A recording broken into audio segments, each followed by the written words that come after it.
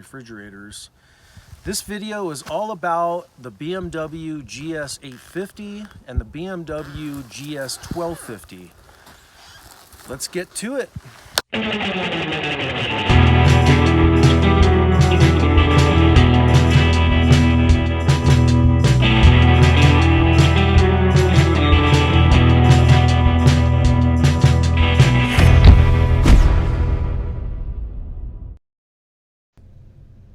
Okay, don't go anywhere. We're not in the forest. We were supposed to do this review on the GS850 and 1250 out there in the mountains, but I just got that intro part and that's all I was able to get. So welcome, Bermcannon here. Welcome to the channel. I think if you stay with us, you're gonna love our first-hand perspective on riding these two bikes, what we liked, what we disliked, and what we would fix in these bikes.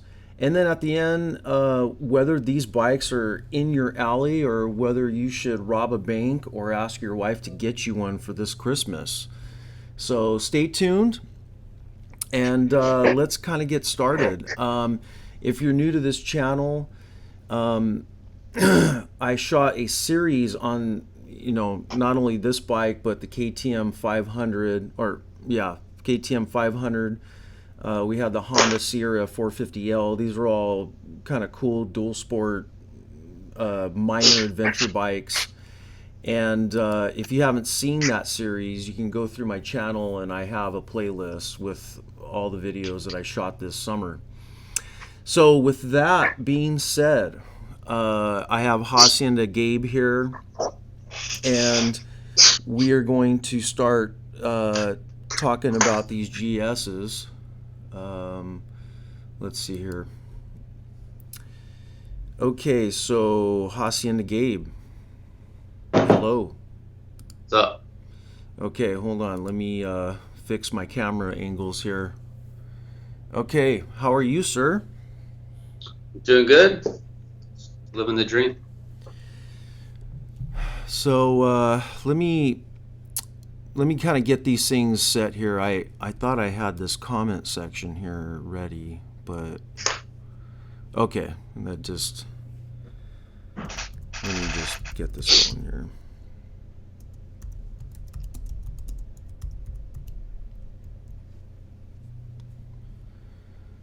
Okay, cool.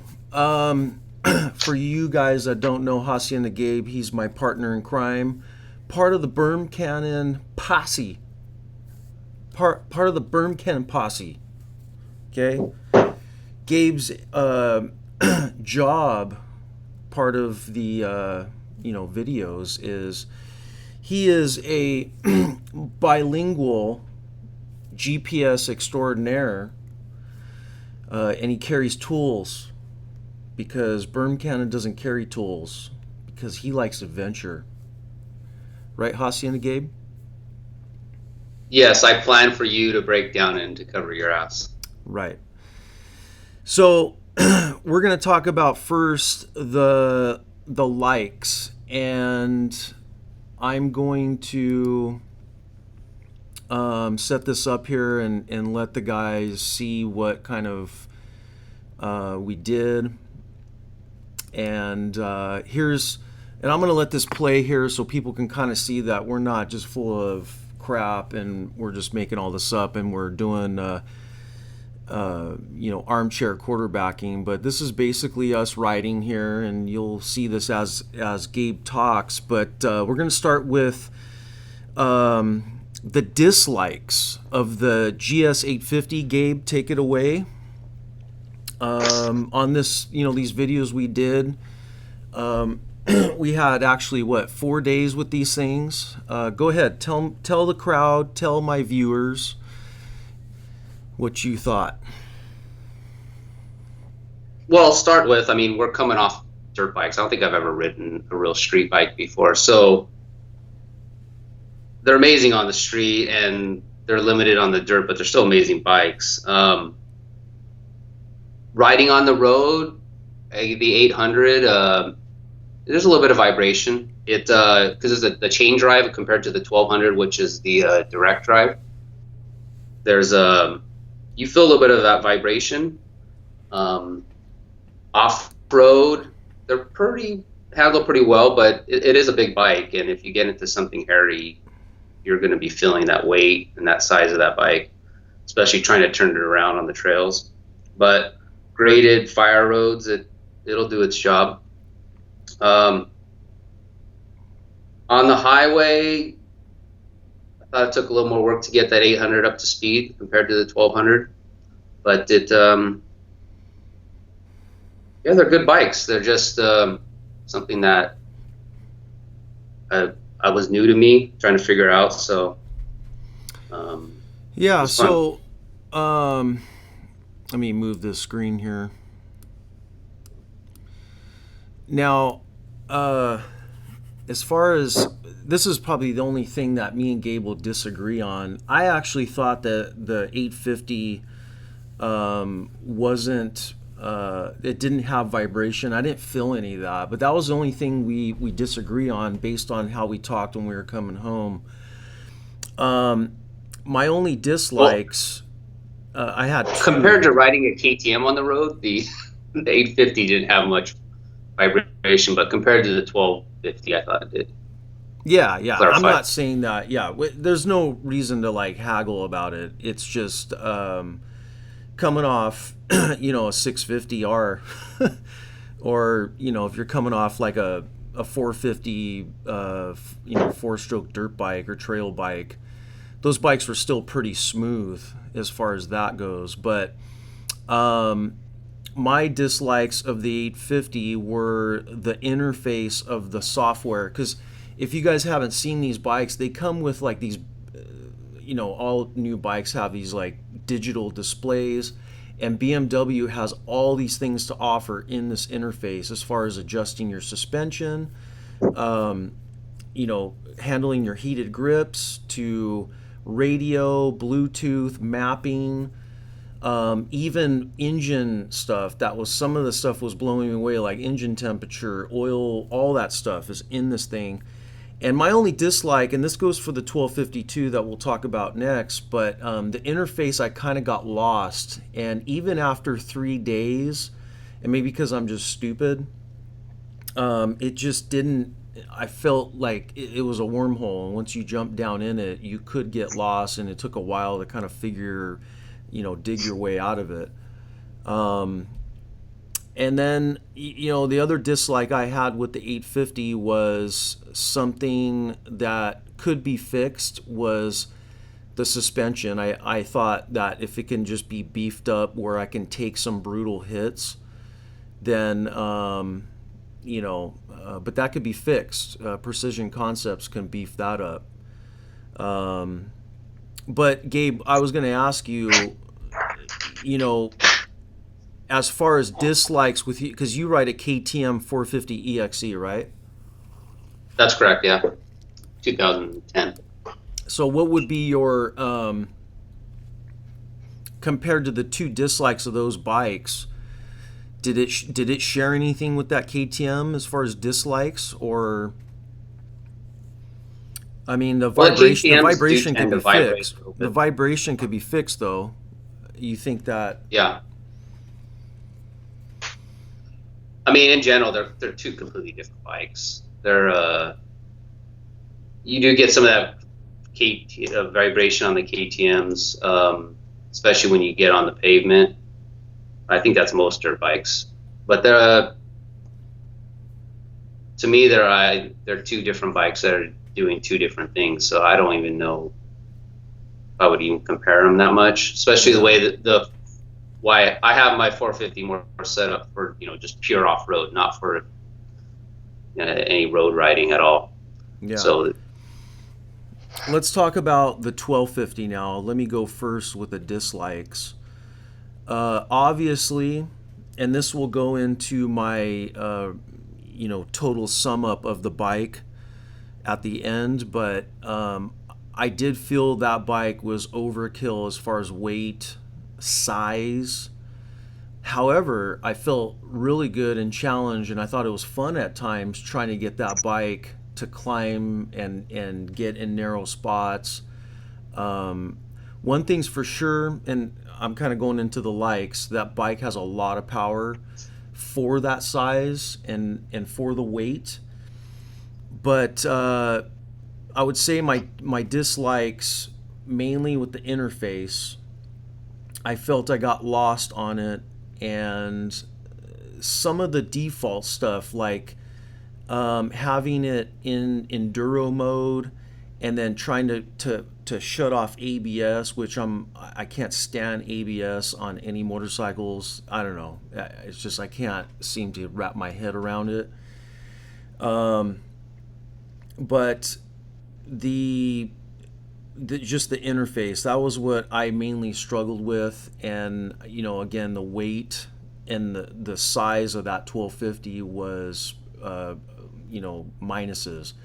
Now, when that Honda comes out where they've supposedly have narrowed it, I'd like to see that and then compare those two when the time comes. But I just felt that 1250 just had a lot of tank up front, a lot of stuff going on with it. Gabe, you can now take it from here. What do you think? Yeah, I'm on board with that. I mean, it's a big bike. It's like, it's wide, especially down low. I don't know what that was. That was like the oil cooler or something, but there's extra components where it just feels wider. When you're just sitting on it, it feels heavier. Once you're up to speed, it kind of balances and it rides pretty easy and you don't notice it. But yeah, it's a big bike, and we took one of those trails off road, pretty gnarly hill climb, and it had the torque to climb it, but the whole time I'm just like, like don't drop, because I was just panic mode. Like if I got even if I stalled it on the trail, like what was I going to do? What was plan B? And it might have been just run after you and bring you back to help me turn the bike around. Real quick, so Jason Madsen is on here, and he's giving his opinion that the 1250 has better handling and lower center of gravity than the 850. You're right, Jason. I'm notice on my dislikes before we continue with Gabe is I thought the thing balanced amazingly well for a big bike. But I guess let me try to rephrase what I mean is like the heaviness and the width I thought was overkill for, if you're doing local traveling. Now, you guys that are doing like cross state and cross county lines and doing like, you're seeing like maybe 5 different regions in a couple days, then yeah, you probably need that. But go ahead, Gabe. If I could. No, I just meant when you got up to speed, yeah, the bike was really balanced and it handled well. And when you were carrying some speed, you didn't notice that weight too much. It's just when you got into anything slow speed or a little bit technical, and that kind of goes with most big bikes, is you really feel that weight. And anything more than a fire road, you're gonna notice it, and you might, struggle with the bike a little bit, but for that size of bike, I mean, it was still fun. I had a blast. But yeah, you off-road, you notice it, but on-road, I mean, I thought the thing was way better not way better, but I thought it was better than the 850 just because it got to speed quicker, it handled better, and, had a couple little extra things like the adjustable fairings and stuff like that. Okay, which we'll get into right now on the likes, but I guess that means that's you're foreshadowing here, but I guess that's going to mean 2 things we disagree on. But that's cool because you see that this is not BS. We didn't get paid. You have 2 different opinions right here, right, Gabe? Of course, you gotta disagree something, right? Yeah. So let's go into the likes, the 850. So across the board, both bikes, I loved the heated grips. And let me tell you something. We were up in Lake Tahoe, and when that sun went down, even with the gear that we had on, turning those heat grips, it's like putting your hands on a campfire for the next couple hours as you ride. And it does so much mentally wise. Um, I seriously, it's like I'm all about heated grips now. Now, I don't know if they make a heated seat, but that would be even better. But with that wind blast up in the mountains, I don't think I can go with a bike without heated grips now. The second thing I liked was on the 850 was I loved the speed and the nimbleness of it. It felt, watch this guys, it felt on how a new revised XR650R should be. And as I rode it, I was kind of thinking to myself, I'm like, wow, this thing's really nimble. It's kind of really light. The third thing I liked was I thought it had plenty of power, plenty of speed, and mind you, we weren't really running knobbies yet. I mean, we had those like, they were hybrid street tires on there. And I could just only imagine if I had knobbies, that thing would be an animal. Um, the other thing I liked was cruise control. The 1250 had that as well, right? Right, Gabe? Yes, I think they both had it. Yeah. The cruise control was awesome. Um, Going into the 1250, another superstar of that bike was the adjustable blast shield. And you can dial this thing where it go up and down, and you can create how much wind you want in your face or blow the wind over you, or turn it down for off-road stuff so you can kind of like get up and see visually, what's coming up. I actually love that.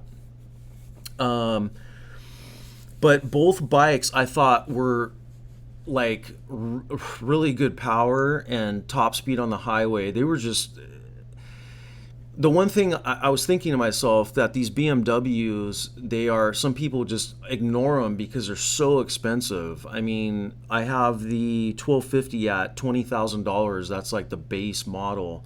And a lot of riders are just like, no, get away. I'm never going to get that.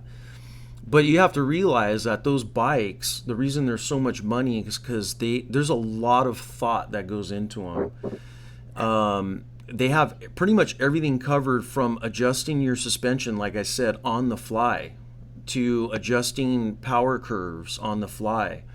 All this stuff takes technology and engineering to perfect it. And I thought all those features performed very well on both bikes. And not one thing, well, there was one thing, like I said, the ABS, I found that default where in certain riding modes you couldn't shut both ABSs off, and I wish I could just take that completely off, but I guess you can't. And that was like my second thing on the 1250 as well, is the ABS. I'd like to have where I can remove that ABS completely. So Gabe, talk on the 850 and the 1250 on the likes. So yeah, I'm on board with you on the 850. It was a little bit lighter bike, and especially off road, I thought it handled pretty well. You just didn't feel like you're riding as much bike, which, coming from a dirt bike, was fun. I enjoyed that. We rode the R models, which had that GP style transmission, where basically you hold that thing wide open and just fire through the gears. I had trouble dialing it in, but when you hit it perfect and you flew through those gears and you're flipping through 4 or 5 gears right without even letting off the throttle, that was fun. You felt like a champ. It was really just like brought a smile to your face, and you're just like, zipping through traffic. But now, did the guys at Sierra BMW, what was that for? Why did they design that? What was the whole thinking, or what was the thinking behind that? I don't know if he went to the exact reason, but he talked about, I think that's the style transmission they use on the GP race bikes, where when they're racing, just to kind of give it more of a race feel, so that when they open it up, they just, shift through the gears. You don't have to get off the throttle, and you're just, just faster, I guess. I don't know if it's 100% necessary, but it was fun. Yeah, sorry, Lane. I wasn't paying attention when you were talking about that. Lane at Sierra BMW, got to give a shout out to those guys. Um, and okay, so we have a couple comments here as we're going, Gabe. Uh, Jason Madsen again. Big bikes definitely have their advantages and disadvantages. Throw some real knobbies on it and you'll be impressed. I bet you, man, if I could put like a tractionator on there, those things would probably wheelie all day long. We take them everywhere and even to Baja as well. Yeah, we see you guys down there, and that's when we go more places than you guys. Just kidding, Jason. Just busting your chops. Um, let's see. So let's see. And then he also They said, do have a lot of torque. That 1200, especially off road, second gear, that thing will go anywhere. yeah. And then also Jason says there's an Enduro Pro mode that will shut off or adjust the ABS and traction control off. And yeah, I'm down with that. I'm all about it. Watching, I don't know. Most of you guys probably follow Tim Burke out there on Instagram, and I'm trying to get Tim on this show because Tim's an animal. I don't know if you guys follow his Instagram, but he's riding in Africa right now, and I actually met Tim in Baja in the middle of nowhere. And I actually blew Tim off. No, I didn't blow him off. I was nice to him, and he was really cool. And anyways, we'll have him on the show, and we'll talk about how we met in Baja. But he's in Africa right now, and he's hilarious to watch. Yeah, Jason is now saying that he has 500, so we don't have to throw him completely under the bus that he rides big refrigerators down in Baja. Okay, so here's a question, Gabe. Arturo Mendez asks, how many miles can you go on one tank? And this is a good question because I actually have this written down as one of my likes about riding these bikes. On my 650, on Gabe's 500, we're pushing 120 miles down in Baja, Gabe. Is that about right? That's max. I would say, depending what size tank you had on your XRs, it was even less than that, which we found out down in. We're not going to talk about that. Anyways, but on these BMW bikes, I think it was 250, right, Gabe? The number I had in my mind was 40 to 50 miles per gallon. I think it was a little bit better on the 800, and I want to say the tanks were 5 gallons, something on there. Yeah. So, Art, in my part of the likes was, these bikes are something that you could get in your garage, push it out of your garage, get on it, and go ride 300 miles till your next fuel stop. And you just can't do that with like entry-level dual sport bikes, even with big tanks. And that's why this is another bracket of dual sporting. It's the pinnacle of that. And to be honest, it is refreshing not to deal with gas stops, especially when you're covering a lot of miles like that. And I think, and actually Jason is chiming in here and saying that you actually can get 300 miles with a GSA that has a bigger tank. But I enjoyed that. I don't know about you, Gabe, as far as the knowing in your head as you're riding, you're like, I don't have to worry about gas for another 150 miles when at that point your KTM would be out of gas. Oh yeah, that was fantastic. I mean, and it's got the gauge right on there. It tells you how many more miles till empty. So it kind of, there's no like looking at the side of your tank, shaking the bike and trying to guess like, well, I hope we can get 20 miles to the next gas stop. It was, Yeah, and then Jason says here, sand is these bikes' ultimate challenge, and that's why you always get those promo videos with guys in the dunes, the Dakar guys. And yeah, we didn't hit no sand, but sand on the 650 is complicated. But I'll tell you one thing that's even worse than sand on bigger bikes, and that's cobblestone, specifically beach cobblestone. You know that little section over on the way to Coyote Cows, going north, Gabe, in Baja? yeah. Remember how we took that on the beach? We're talking like little pebble stones like this, but the whole beach is filled with them. Imagine dropping your GS1250 on that. I would have saw that and turned around and let you figure that out. Yeah. Okay, so let's go into summing up, and talking about. I'll let you go first. If I gave you $20,000, or if you had to pick, okay, if you had to pick which bike, tell me which bike and why.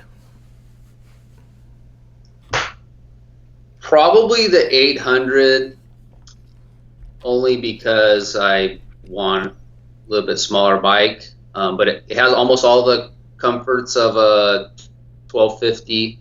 It's just Okay, we just lost Gabe. So, yeah, phone call here.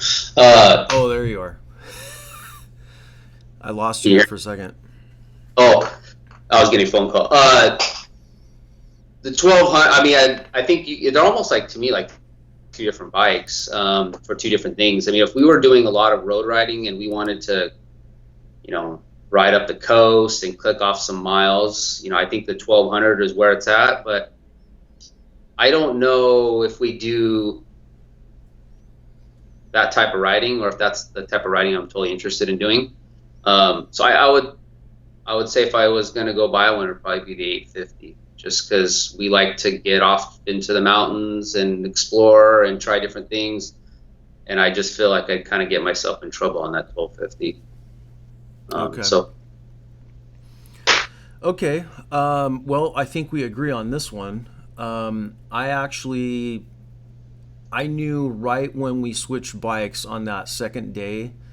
I can't imagine if I had knobbies on that 850, it would probably solidify my choice. But I'm gonna say the 850 for me, because even if I decided that, let's start from my garage. If I wanted to go 300 miles and just ride in that circumference around mountains, do whatever, even from that point, if I wanted to go further, like 1,000 miles from my house, I think the 850 would still be doable. Because I mean, Gabe, we did like 1,000 miles in Baja, and on our trail bikes, yeah, they beat you up, but with that 850, you still can go way farther, I think, compared to like entry level dirt bikes.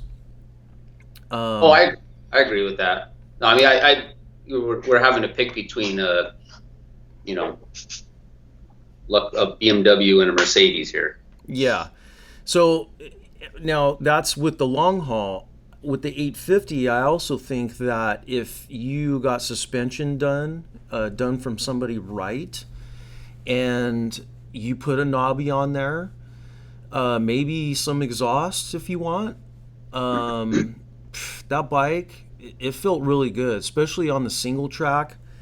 And when we climbed some of those crazy gnarly shaly hills, that thing's a beast. And I felt, you know, I don't know if a lot of guys are doing shootouts with that new KTM 790 and including this 850, but I think the 850 is in that ballpark. I think just people ignore it because they think BMW and it's like almost like a luxury motorcycle. But this thing was like, I guarantee you it can totally do Baja because I've seen him down there. You've seen him down there, Gabe. But I don't know. I was excited with that 850, and I just think that with a knobby, that thing would be awesome. Oh yeah, the Navi would have been a huge difference, especially off road. I mean, we were riding, yeah, with street tires, Yeah. so handcuffing ourselves. But you know, still a good time. Now, would you, just one quick question, um, do you think that you still need a entry level trail bike like a KTM? So, like if you only can have one bike, do you think the 850 is enough to get rid of your other bike and just have that bike in the garage? You think it's that good, or you still think that it's not good enough to kind of go into that other area? There's certain trails. I mean, I wouldn't take that 850 on, and so I'd still want to have a trail bike because we do desert riding and we do single track in the mountains. I mean, not as much as we want, but we do that. And that 850, as good as it is just not for that. Yeah. So I would still, yeah, have a 450 or 500 in the garage to go with my 850, and then we'll bring a 1250 in for when we do our tours. So there you go. You got to have a quiver of bikes. You can't just have one or the other, and you got to have each application covered. So, thanks, Gabe, for joining me on this. And I'm sure if you guys have any questions or stuff that we didn't cover in this video, leave in the comments below, and I'll attack those for the next couple months. And if you do own one of these bikes, you can kind of help answer those comments as well. But make sure you guys subscribe. Gabe, thanks for coming on. And we will talk to you guys probably next week. I have actually Colton Udall, Gabe, is Wow. wanting to come do a live with me. So that'll be interesting. Colton Udall is a Baja 1000 champion and a racer. So we'll probably talk to him next week, and that should be fun. But anyways, thanks. Like this video, and we'll talk to you guys soon. All right, I'll be waiting for the next trip.